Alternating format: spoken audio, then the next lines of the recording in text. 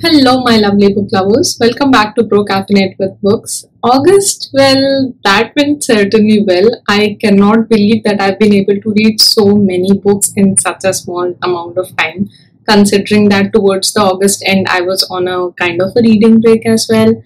So, yeah, being thoughtful around it, I'm just amazed at my own reading speed this time. Now, overall, this month has consisted in a mixture of fantasy, middle grade, and some great mystery thrillers too. But unfortunately, I did not get attracted to any kind of non-fiction book this month, so you wouldn't find them in my monthly wrap up. So, in case you were expecting any of those, so sorry for that. But what I can actually assure you is that I've definitely found some very great recommendations, especially a few of my all-time favorites that would be mentioned henceforth into the videos of any time someone asks what's your all-time favorite book. I think I've certainly made a point to discover a few of those in this month. So yeah, I'm really excited to share that. But before we actually embark on this magical journey of books and literary division, I want you guys to actually grab something hot or cold based on your preference to sip on while watching this video, and then let's enter into the magical world of books. How to stay productive when the world is ending. Well, the title of the book is certainly catchy, and that was one of the reasons why I picked this up, apart from the skeleton in the cover, which was also quite intriguing to me based on my preferences, you might know. Anyways, this whole book is actually a combination of different narratives that actually tell you what to do or what not to do in specific cases, especially when the world is moving towards its doom age.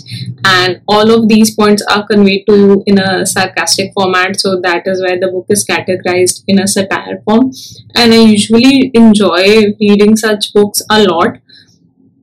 But somehow this book actually wanted to create an impression of addressing the points that nobody usually speaks about, especially in the corporate culture and working around those things.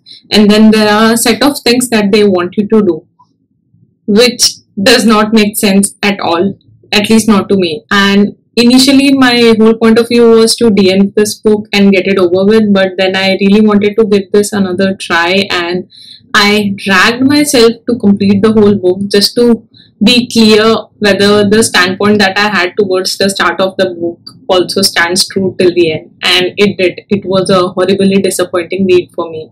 The book does remind me of the subtle art of not giving a F book, and a lot of concepts I felt were definitely borrowed in from there. And I disliked both the books because of the similar reasons, because after a certain point, these books refuse to make any sense. There is just one single concept that could have been conveyed to the other people in a single line, and you have written the whole book around it, which is not making any sense because you are simply creating different scenarios to reciprocate your sentences and then just force upon the meaning of those words of what things went wrong and how things should actually be addressed. And that's why I did not actually like this. The whole detailed breakup of what things I specifically did not like in the book are mentioned in my detailed review. You can go and read that ahead. I think it will be a savior of your time. The next book that I have here was also a disappointing read for me, and I have my fair share of reasons in here. Firstly, the disclaimers for this book were not set up right at all. I mean, they were literally misleading for instances, and I would clarify them down to you so that you guys can make an informed decision. And secondly, there were borrowed concepts that were mentioned in this book from Paulo Coelho's book L.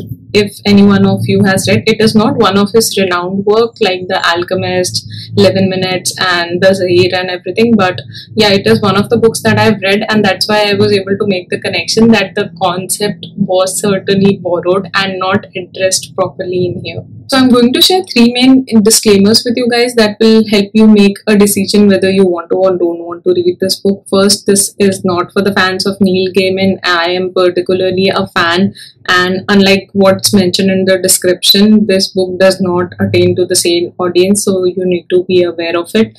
Secondly, there are explicit adult scenes that are mentioned in the book, especially in the course of the whole intercourse that takes place between a man and a woman, and the descriptive nature of it. I think the audience needs to be alerted whether they even want to read such level of detailed contextual things in there. And thirdly, it's not a sci-fi, it's actually a African mythology tale that has been twisted and retold in a different fantasy module. And I think you guys need to be aware of these things more important than the things that are actually mentioned in the description before actually making a call. Had I known these things beforehand, I wouldn't have, spent my time towards a book that did not really resonate well with me.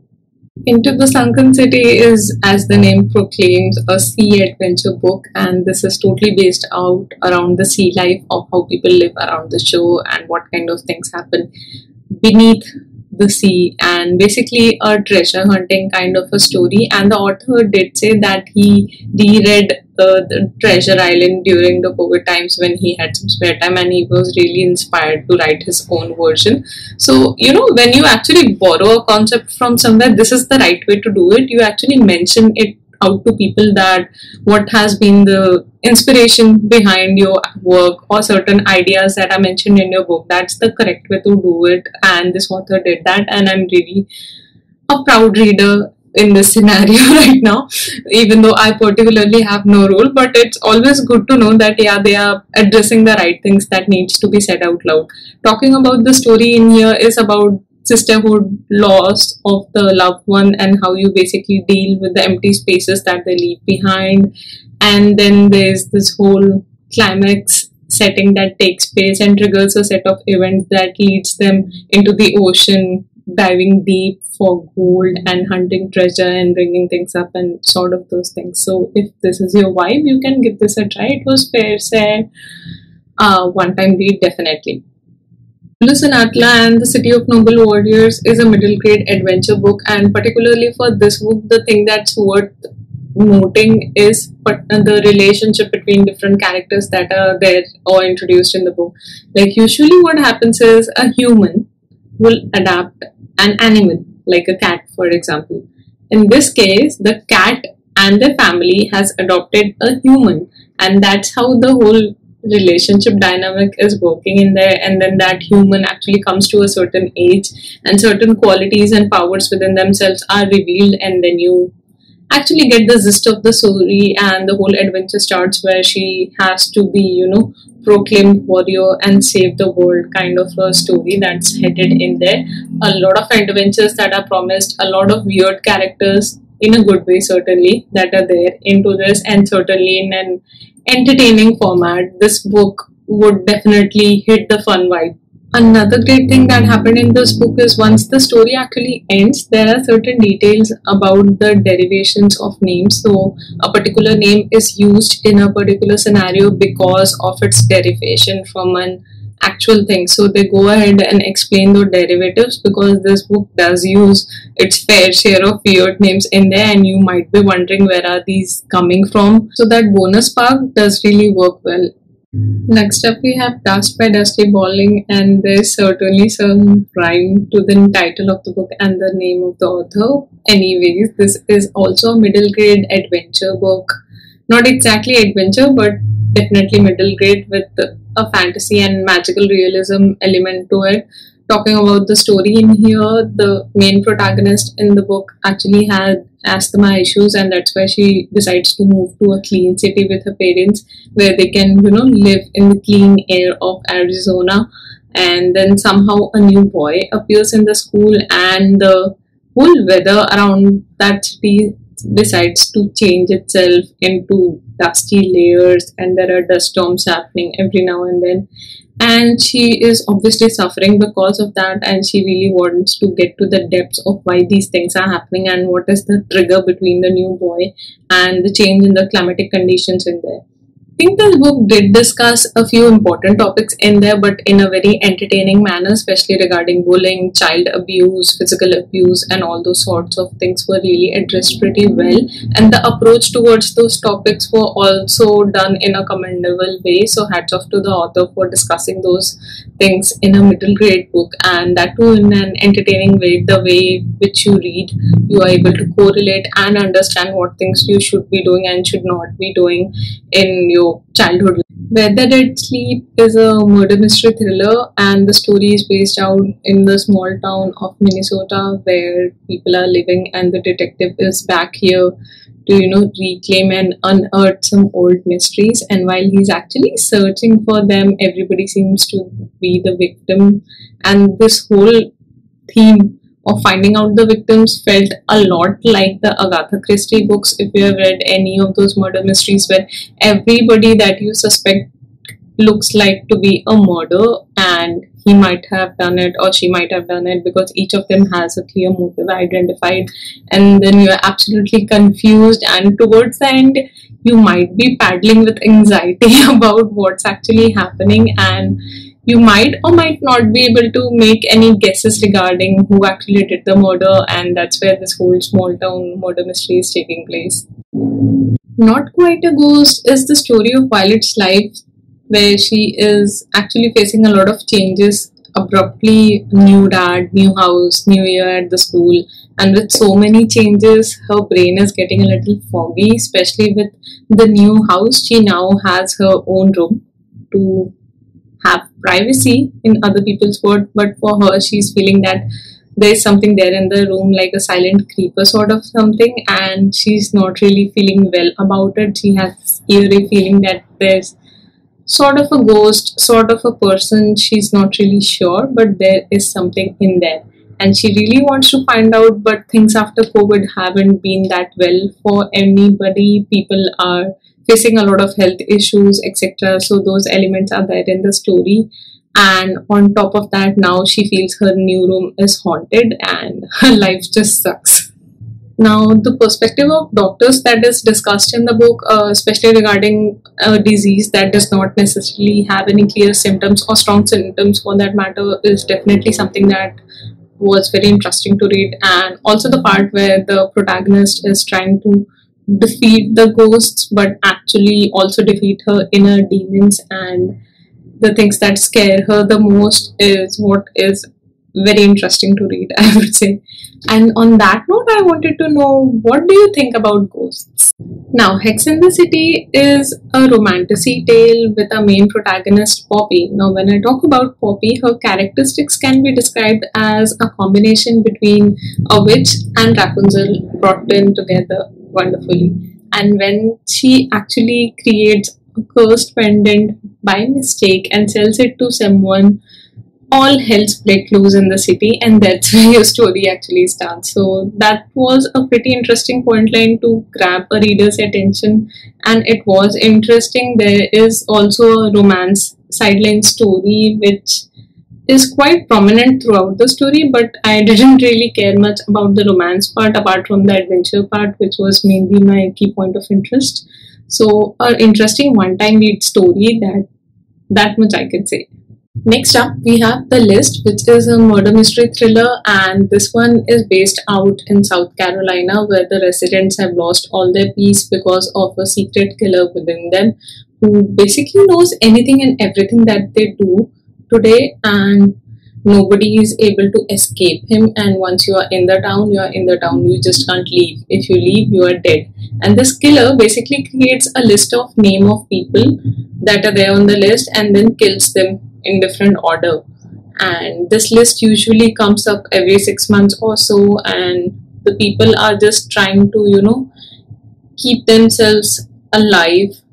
Happy is a far-fetched goal in here, and that's where a new family shifts in and the whole dynamics of this town changes. I read this one in an audiobook format, and the voice of the killer, it's so heavy and it's so gruesome that you might have goosebumps throughout the story sometimes, and even the background musical effect was done really well. I really enjoy when the books have a background music to themselves that just hunches up the overall feeling of audiobooks, and this one I think was made to be a audiobook because the whole story felt so visual. When you actually listen to the audiobook, you just don't get strayed anywhere between multiple characters. Quite a straightforward story. This book in here has some great lines. Want me to give you an example? Okay, here it goes. Assumptions are like raisins in a cookie. Always a bad idea. I love a few lines in these books. They are very sarcastic, very humorous, and also fun. Overall, the story plot in here is about fairy tales and how fairy tale princesses are actually being protected in a school program where they actually go secluded from the modern outside world, and they learn about technology, social media, and different things that people are now doing. And they had no idea because they were living in the fairy tale, and they straightforward jump out of the fairy tales and land into the school where they are being protected. But there is something eerie about the school, and not exactly the thing that they are told are actually 100% truthful. So they are trying to find out the truth by sneaking out for pizza nights and discovering the unadventured world. And If You Do is a deal with the devil kind of a storybook where Cordelia, our protagonist, is actually living her life peacefully after her father has left them mysteriously. But one day, her school counselor actually approaches her and tells her that he is the demon with whom she made the deal few years back to get her father disappeared, and now he's having some demonic problems that he needs her help with. And if she doesn't help him, he'll send her back to where his father is right now, and they will spend an eternity in hell. And she's obviously very scared, and then she agrees to do what he really wants, and there are challenges, and the whole middle grade adventure of dealing with the devils and their demons starts ahead with a few additional characters that are there in the story. The author did not really complicate the overall story by introducing too many characters. I think there is just a handful of them, and it's pretty much fine. The story was good. I really enjoy the deal with the devil kind of storylines, so this was one such adventure for me. Water Outlaws is a revolutionary female kind of a story where our main lead, the arms instructor, is actually having her position in a male dominated province, and the whole kingdom is basically governed by male instructors, and she has somehow made her position quite valid based on the skills, and she has survived by just keeping her head down in the society and doing what she's good at, her skills and training other people as warriors. And a very powerful minister actually has some secret vendetta against the actual kingdom, and he wants to be the supreme ruler, and is forcing his hand upon our arms instructor. She refuses him. Her audacity to refuse actually creates great anger inside this minister, and he obviously banishes her from the kingdom, which in turn results in her joining the revolutionary stride and being branded as a traitor to the whole kingdom. And that's where things take a turn, and there are two sides, there are fights, and your story goes ahead from there. Now this all is happening in a Chinese empire with, I think, 1800s kind of a timeline that is happening in there, so you might want to keep those in mind. And the overall influence of a Chinese classic tale is very prominent in the book while you actually read it, so that was a very interesting concept to look upon. And overall, a decent fantasy book with some really relevant characters and strong female protagonists. Now, Fable and Namesake both have been on my TBR for years now, especially from the time the book came. So when the audiobook came, I thought let's prioritize this book in our reading TBR shelf and jump it up a little bit. The whole story here was great, but one thing I want you to make sure is it ends on a cliffhanger. So unless you also have a second book at hand, don't really start reading the first one, because it ends on a very bad phase, and I really wanted to know what happens ahead, that kind of a feeling. And the storyline here is about sea life adventure, where our protagonist is a gem sage and she has some magical abilities into herself, but she was abandoned by her father on the shore of an island, and there she has made up a new life out of herself and her skills and survived somehow, because that's who she is. She's a survivor, and she's coming back to the land to claim everything that was her. But obviously, there are discrepancies, there are challenges, and that's what the story is about. And I think it would be a great fit to read if you are in a fantasy and sea adventure mood. The Chateau has been on my TBR for 2 months now, and I really wanted to read this, but I wasn't getting it anywhere. So when Nadiale offered it to me, I thought let's grab the chance, and I decided to read this one. This one is a psychological thriller upon the story of a granny and her granddaughter and her friend circle. So the grandmother basically calls upon her granddaughter to ask her and her closest friend circle of three best friends to come back to the chateau, and they'll have a grand party, and she's about to make certain announcement. But just before she's about to make that announcement, the grandmother dies mysteriously by a stab at her heart. And now everybody is, looking at each other with suspicious eyes, and they just don't know who really is the murderer amongst them. And the murderer could be amongst them, could be an outsider, they are not really sure. And that's where the whole psychological breakdown of events takes place at the chateau, and that's just the whole crisp of the story. Now, this book is narrated from multiple POVs, so I would like you to keep that in mind so that you don't get confused. I did confused at the initial phase where they were doing character introductions with a background story of each one of them. That was a little confusing to me, but at a later stage you just get a hang of it and you learn how to move forward with the story. So next book, Days at the Morisaki Bookshop, is speaking for itself, and let me just tell you, the coolest thing in this book is its concept of living in a bookstore. So there's this uncle who basically owns this bookstore and who has lost touch with his niece for a very long time because of career progression and all those things, and people grew apart as they grew up.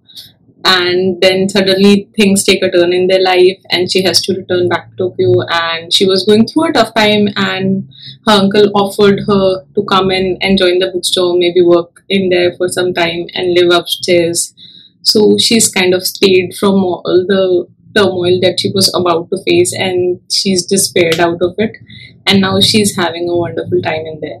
More than the overall story, this book is mainly about the relationship dynamics between these two people and the level of intimacy that family has with one another. How you basically, even if you stay apart for a very long time, you still know the basic nature of your family members and how you are close to them in some unsaid formats.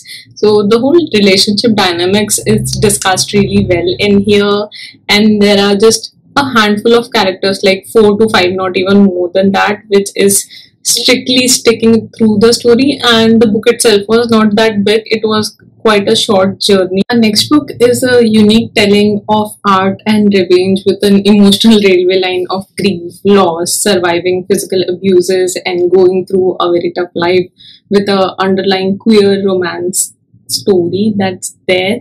And while a thief is actually stealing a painting from a house, he's been caught red-handed. But instead of getting punished for his actions, the person who has caught him just want to make acquaintance with him and just needs somebody to talk to, because he's in a sort of a home prison and his dad never lets him go anywhere. So he just wants a company to talk to and spend some time and do certain activities. And that's where a close relationship between this thief and this house owner's son develop, and things take a head from there. A couple of things that you want to keep in mind before picking this one up would be that it dwells with a lot of physical abuse and difficult parenting style and the loss of loved ones. So those are the flags that you want to check. Also, I do feel that this book is slightly audience specific because of its heavy indulgence towards the art category and how a painter actually creates or destroys different paintings. The whole processes are described in a little detail. So if that's your thing, you might find it interesting. If not, you might as well pass off to this book. For me, this worked pretty well, and if art is your thing, it will work well for you as well. Now, the only thing that I want to say about this particular book is that I really wanted more from the story. It was absolutely good, and this felt like a customized tale for me. All the vibes were perfect, the October vibes, the autumn vibes, the witchy vibes. the shortness of the book. I think it was a perfect way for my Summerween challenge as well, and I absolutely devoured it in a single day. Not exactly a setting, but yes, the overall story was wonderful. Story here is about Izzy, who has some scary dreams since her childhood, and as her 12th birthday is approaching, her dreams have started to come more frequently. They have got to become scarier and scarier, and that's why she's petrified because of those things. And if that wasn't enough, the whole town is going gaga about the Halloween season, and there are new people coming on in the small town. And there's this mysterious man who really appears out of nowhere and is trying to hurt them and is also trying to steal something that belongs to them, but they never knew that it belonged to them. And amidst all these difficulties, she has found a town psychic who is willing to actually speak to the spirit of her great great great grandmother, who was one of the founding people of this town, and ask her help to basically find a path in defeating this evil, mysterious man and gain back what's her. Our next book in here is a middle grade story about a girl's life and the challenges that she's facing, and also about some lesser spoken topics in this particular age category. The story here is about a protagonist who has certain issues with loud noises, and she really gets sick as soon as she hears certain noises.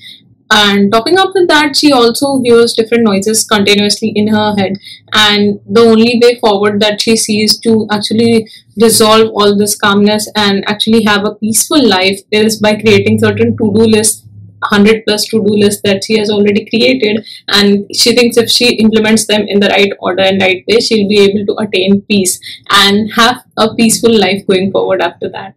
While she's actually working on these lists, she comes across a book named Resurrecting the Dragon, and it's recommended to her in a format that it will help you gain peace, your inner peace, especially the inner thoughts that just don't let you rest. It will help you gain peace in that domain. And so she starts looking around, and no sooner has she had the first look about this book, the book suddenly disappears, and not just from the library in which she was staying, but from the libraries all around. And suddenly there's this whole enigmatic mystery behind this book that everyone refuses to talk about, especially to children, and she has decided to uncover this whole mystery.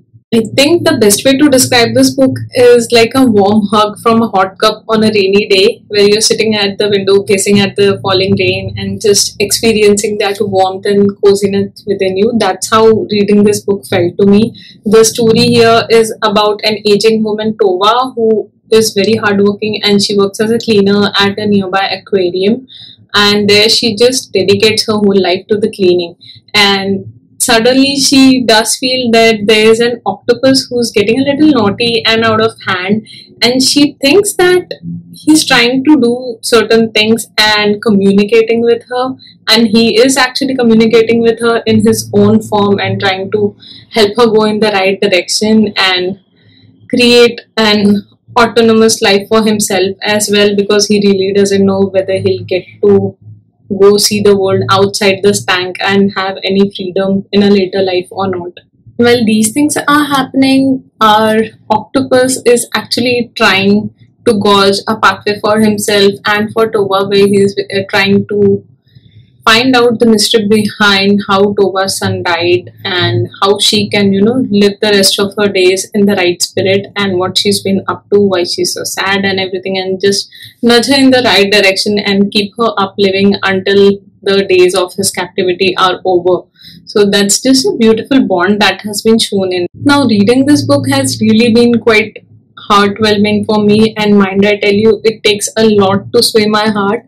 But this book has certainly been a very marvelous reading experience, especially its ability to show, the sine waves of life, that life is not just always up or down, it's always progressing like a sine wave. That's how the book actually felt like, that there are heartwarming moments of joys, there are sorrows, and everything is explained in there so beautifully especially the writing. Oh my god, I'm a fan of this author's writing and I'm really looking forward to explore her other works as well. Plus, I just wanted to make a confession that after reading this book, I really feel like I want to own an octopus now. I don't know for what reason, just because of this marzipan characters or something.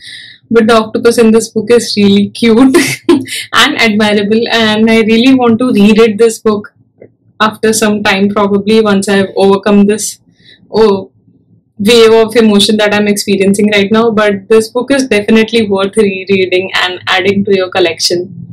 And that, my friends, was my August reading journey laid out there in front of you. And I hope you enjoyed watching this video. Let me know in the comments down below which is a book that recently caught your eye and you are thinking about whether to read it or not. I may have read it, so I might give you certain suggestions around how I felt around this book, and we can get talking in the comments below. Until then, keep your coffees warm and your TBRs long. Goodbye.